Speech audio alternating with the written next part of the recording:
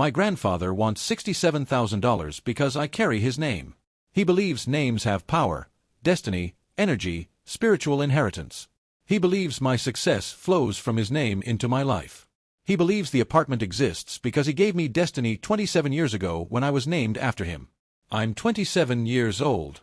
I own a small apartment that I paid $134,000 for. I bought it with money I saved over 5 years of working at a regional bank, eating cheap lunches, skipping vacations, making spreadsheets of my own finances the way a professional makes spreadsheets of everyone else's. Last month, my grandfather asked me for half of it. Not because I owe him a debt. Not because he helped me buy it. Because I carry his name. Part 1. The name. When I was born, there was never a question about what I'd be called. In our family, the firstborn grandson carries the patriarch's name forward.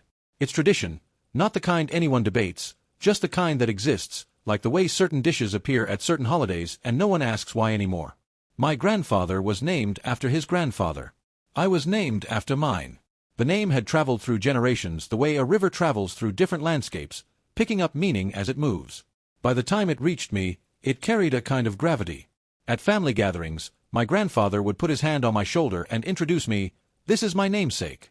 He carries my name into the future." I wore that identity with genuine pride.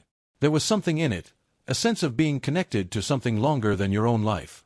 I wasn't just myself. I was a continuation. Growing up, I heard it constantly. You have a strong name. Your grandfather was a good man. Be worthy of it. I tried to be. I wasn't a perfect kid, but I was a serious one. I studied when I didn't want to. I pursued a degree in finance because I was practical, because I wanted stability, because I understood from watching my family that security doesn't fall from the sky. After college, I got a job at a regional bank. I moved up slowly, the way you do when you actually understand the work rather than just performing it. I lived below my means for years. I had a plan. At 27, I bought an apartment. $134,000. Small, mine, bought without debt I couldn't manage and without help I didn't receive. My grandfather came to the housewarming. He gave a toast, something about the name living on in success, about how proud he was, about the future. I thought he was just being proud. I didn't realize he was also taking notes. Part 2. The claim. He asked me to visit alone. Important family matter, he said. When I arrived, he was in his usual chair, surrounded by old photographs. His parents, his own grandfather, aunts and uncles who had crossed oceans. The room smelled like the past in the way old houses do. I sat across from him, and he folded his hands the way people do when they've been rehearsing something. "I've been thinking," he said, "about what I gave you." He spoke for almost 20 minutes without interruption. His voice was calm and certain, the voice of a man who had worked out his theology over decades and wasn't presenting a demand so much as a conclusion. The argument was this: he hadn't just given me a name. He had given me spiritual inheritance. The name carried energy, accumulated over generations, restored and recharged through his own life of integrity and work. When my parents named me after him, that energy transferred.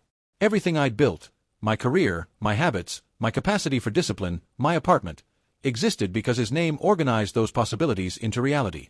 He wanted $67,000. Half the apartment. His share of the destiny he'd given me. I sat with that for a long moment. "You want $67,000, I said slowly, "because I was named after you." "Because the name created conditions for your success," he said. "I'm not asking for charity. I'm asking for my share of what my name built." He was sincere. That was the thing I couldn't escape as I drove home. He wasn't maneuvering. He wasn't testing me or angling for something else. He genuinely believed that a name carries spirit the way a vessel carries water, that success flows through bloodlines and syllables, that when he gave me his name he gave me something with measurable, transferable, accountable value. That sincerity made everything harder. Part 3. Examining the logic. I didn't respond immediately. I spent 2 weeks thinking. I talked to my parents, my uncle, myself. The first thing I did was ask my father about the naming. "We named you after him to honor him," my dad said. "It's tradition." "Your mother suggested it." I agreed. "Your grandfather was moved." There was no discussion of energy or destiny. It was just a family name. Honoring an elder. My mom said the same thing, and added something that lodged in me: "We named you to include him in your life. He's treated that inclusion as an investment." I thought about my cousins. My grandfather had cited them as evidence. My success versus their varying outcomes proved the name's power, he argued. But my cousin who is a doctor isn't named after my grandfather. My cousin who has struggled with addiction isn't named after my grandfather either. The sample size was 1. The data was interpreted to confirm the theory. The name is powerful when people succeed. When they don't succeed, the name was tired or recharging. The theory explains everything by explaining nothing. There's no test, no way to prove or disprove it. That's faith, not fact. I can't pay $67,000 for faith. I thought about my grandfather's own life. He'd been a supervisor at a manufacturing plant. Steady, respected, modest. I love him. I admire him. But if the name carried extraordinary success energy, why was his own life ordinary? I asked him this, as gently as I could, on my second visit. He had an answer ready. The name had been tired when he received it, worn down through generations, in need of restoration. He restored it through his good character, his honest work, his integrity. By the time he gave it to me, it was recharged. Full. That's why I succeeded more than he had. The gift he gave me was better than the gift he'd received. I recognized what I was looking at then. A closed system. The name explains success, and when it doesn't explain success, there's a secondary explanation ready. The theory cannot be falsified.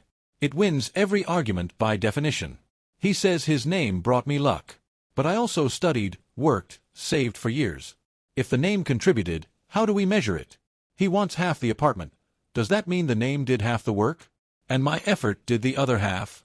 The math doesn't work because the claim isn't mathematical. It's spiritual.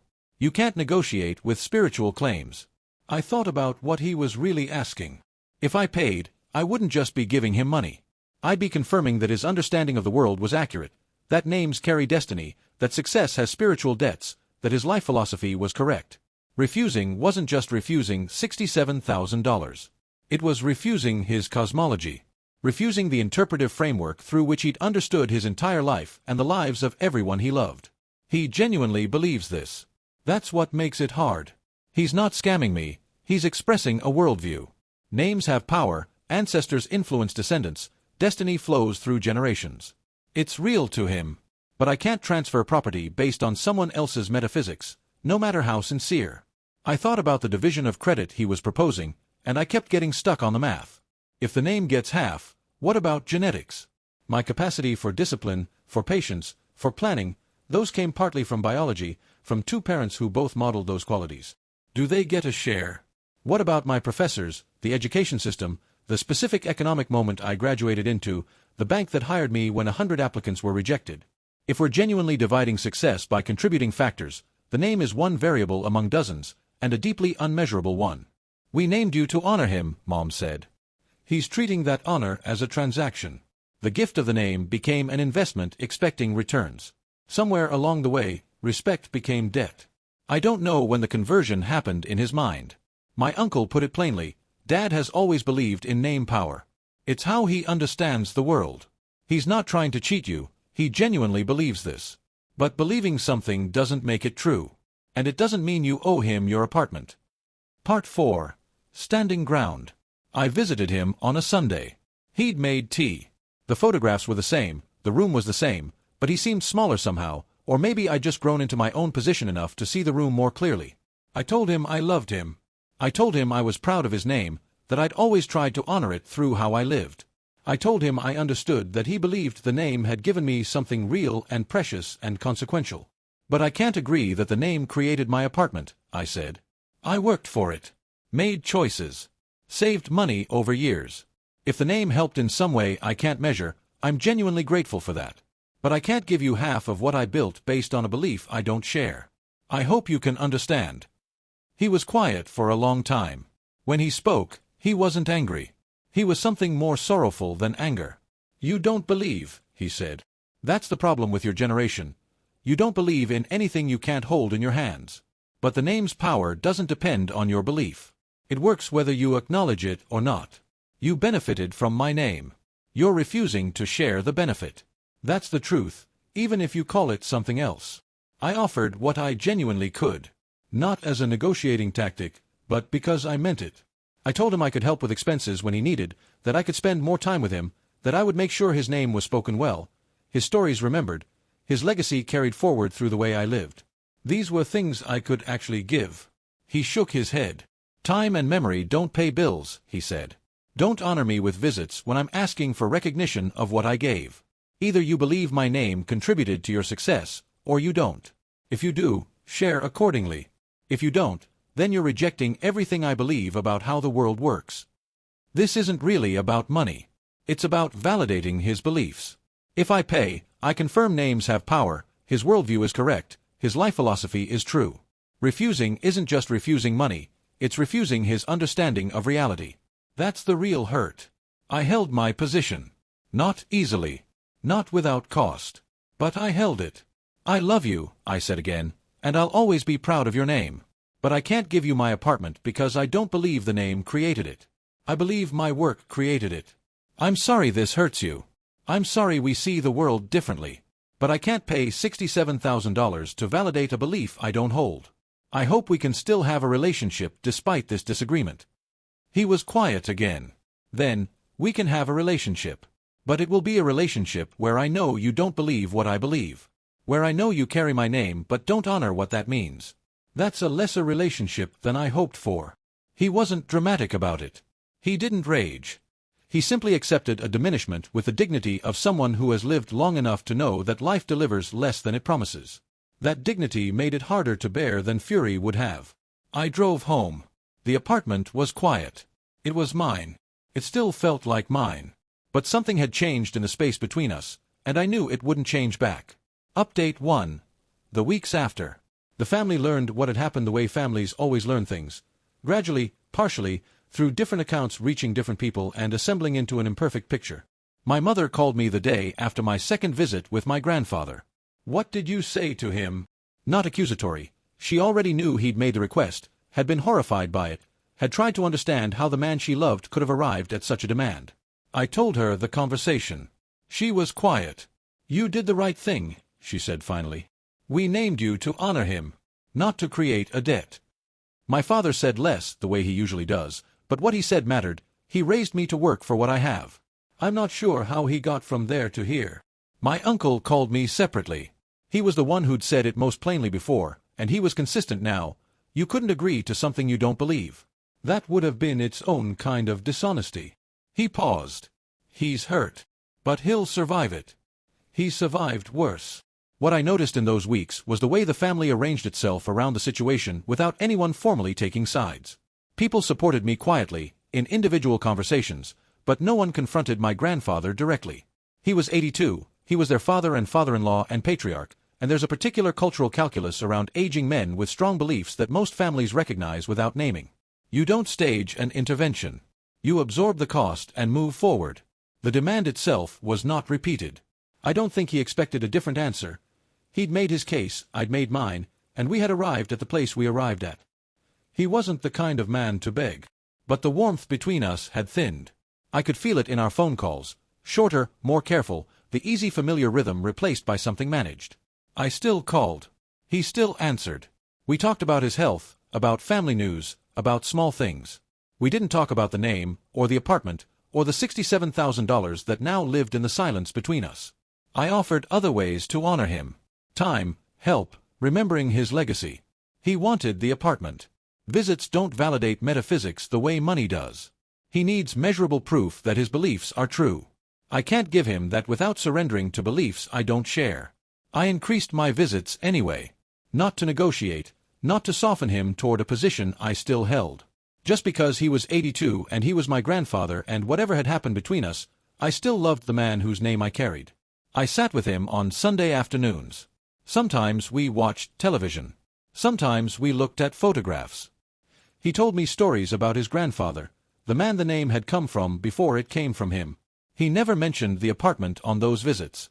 But sometimes, when I was leaving, he'd look at me for a moment with an expression I couldn't fully read. Pride, maybe. Disappointment. A complicated mixture. The expression of a man looking at someone he loves and seeing, simultaneously, everything he hoped for and the exact place where that hope broke. Update 2. 6 months later. By autumn, a kind of equilibrium had established itself. Not the equilibrium we'd had before, that one was gone, and I'd accepted that, but a functional, survivable one. We were grandfather and grandson, still. We shared the name, still. The relationship existed in a modified form, carrying the weight of what had happened the way old wood carries the trace of old weather. My grandfather's health had begun to decline in the incremental, unalarming way that aging announces itself. Nothing critical. Slower movement. More fatigue.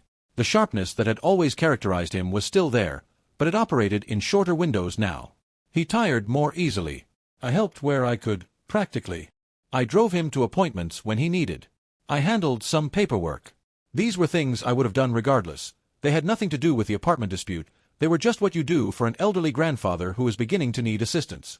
He accepted this help without much comment. There was no thawing in it, but there was no rejection either. The name came up once, obliquely. We were looking at a photograph of his grandfather, the man the name had originated from, in our family's line, and he said, "He would have understood what I was asking you." He believed in these things. "I know," I said. I didn't say anything else. He didn't either. What I was learning, slowly, was that his belief system wasn't something he'd invented to extract money from me. It was the framework through which he'd organized the entire narrative of his life. He'd understood his own modest success as the name, recharging. He'd understood my greater success as the name, expressing itself. He'd understood his role as the man who had transmitted something sacred and consequential across generations. This wasn't a convenient story he'd constructed after seeing my apartment. It was the story he'd been living inside for decades. The name once connected us. Now it represents a divide. He believes it created my success. I believe my work did. We can't both be right. The relationship survived, but it's smaller now. Something was lost when the name became a debt instead of an honor. I thought sometimes about what would have happened if I'd paid. If I'd said, "You know what, I don't share this belief, but I love you, and $67,000 is the price of peace, and maybe I can absorb it." I'd thought about that in the early weeks, seriously. But I kept coming back to the same wall. It wasn't just money. Paying would have told him he was right, not just about the apartment, but about how the world works. It would have confirmed his entire interpretive framework, given him proof he could carry for the rest of his life. And it would have been a lie. I would have been paying him to believe something I didn't believe, and he would have thought he'd converted me rather than outlasted me. That felt like a deeper dishonesty than refusing. There were also practical limits I tried not to dwell on, but couldn't entirely ignore. $67,000 was my entire equity in the apartment.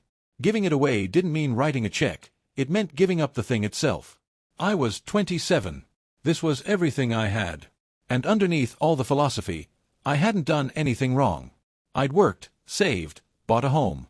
The demand was made of love, maybe, but it wasn't just. Update 3. The family conversation. In November, there was a family dinner. Not a holiday, just one of those gatherings that happen when someone decides the generations need to be in the same room. My grandfather came. He sat at the head of the table, the way he always had, and received the attention that elderly patriarchs receive, and for a few hours the surface of things looked normal. After dinner, when the older family members had settled into the living room and the younger ones were in the kitchen, my uncle found me by the sink. He spoke quietly. "He talked to me about it," he said. "Last week. About you, the name, the apartment." I waited. "He's not angry at you," my uncle said. "I want you to know that. He's sad." He said, my uncle paused, choosing words. He said he thought he understood how legacy worked. He thought he knew what he'd built and what he'd passed on. And now he's not sure. That landed somewhere deep in me.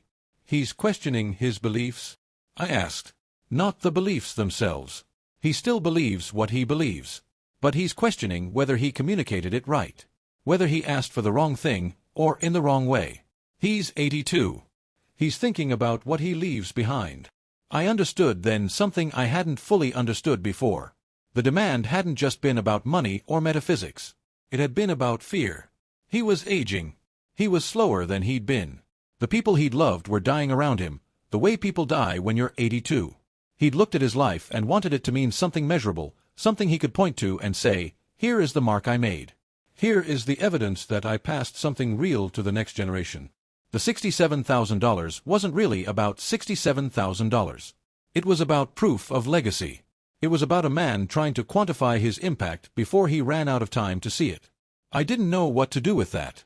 I still couldn't give him the money. I still couldn't validate beliefs I didn't hold. But I sat with the sadness of it for a long time that night, driving home through the dark.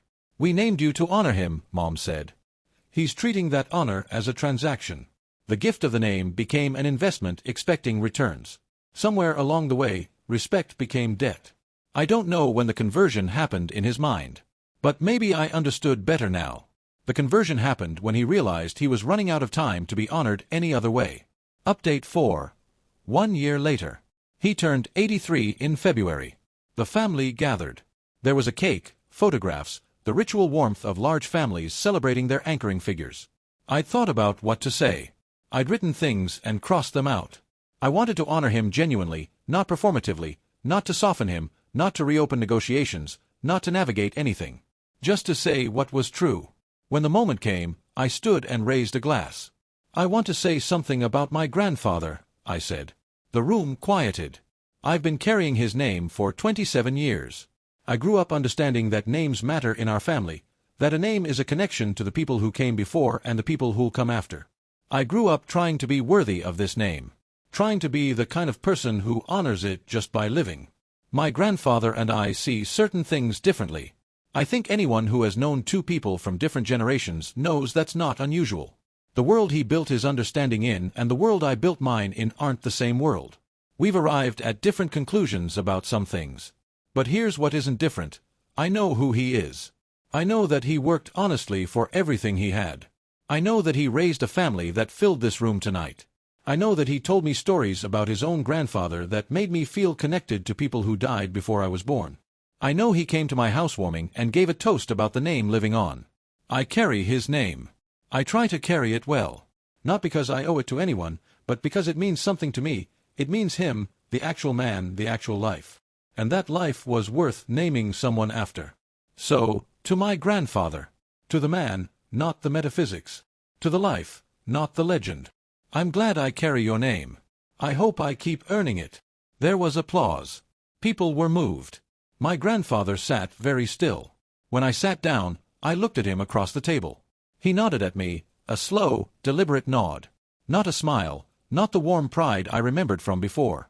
Something more complicated. Acknowledgement. Recognition. Something. It wasn't what either of us had hoped for. But it was real. Resolution. What the name weighs.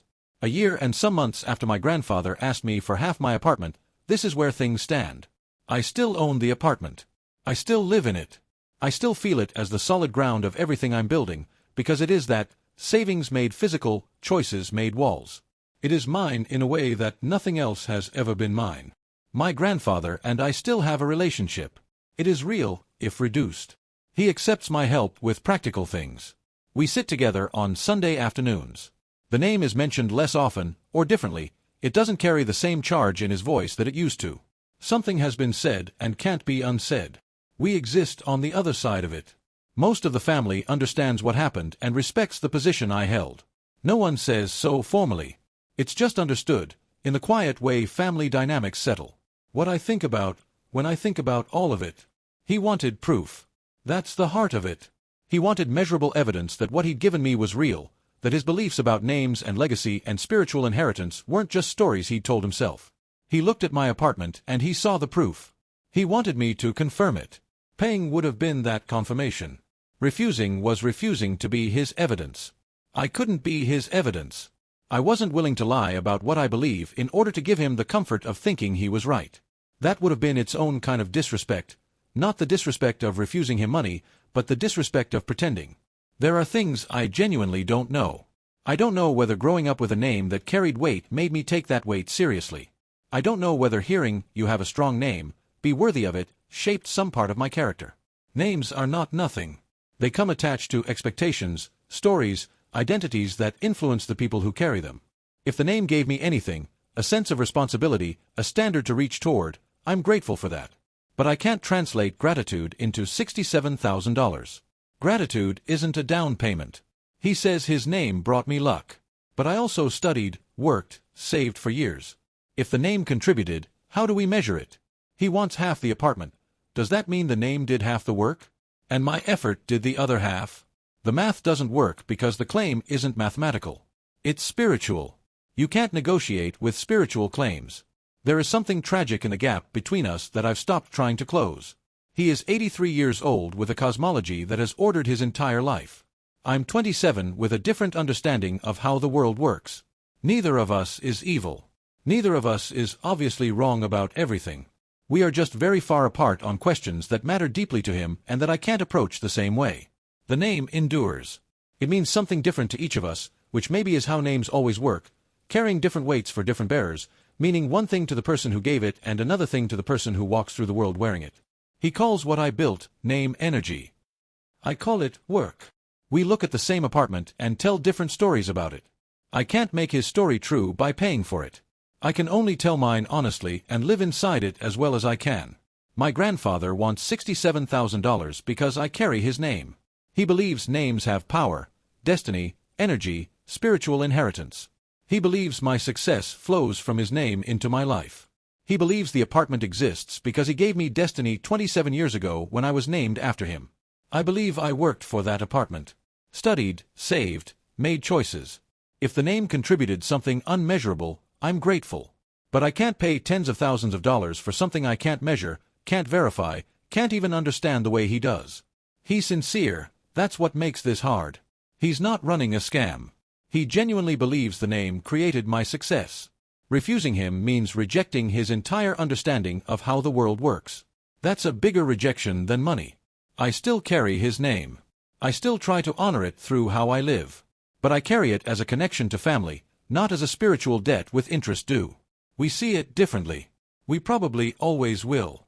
The apartment stays mine, built by what I call work and he calls name energy. The relationship stays too, diminished but real. And the name endures, meaning something different to each of us, connecting us and dividing us in equal measure. Maybe that's what names do, carry the weight we give them, no more, no less. His name weighs $67,000 to him. To me, it weighs love and history and pride, valuable things, but not for sale. Not for purchase. Just for carrying forward, the best way I know how. A bitter victory. The apartment is mine. The relationship is smaller. The name endures, meaning everything to him and something different to me. We both got less than we hoped for. Maybe that's honest.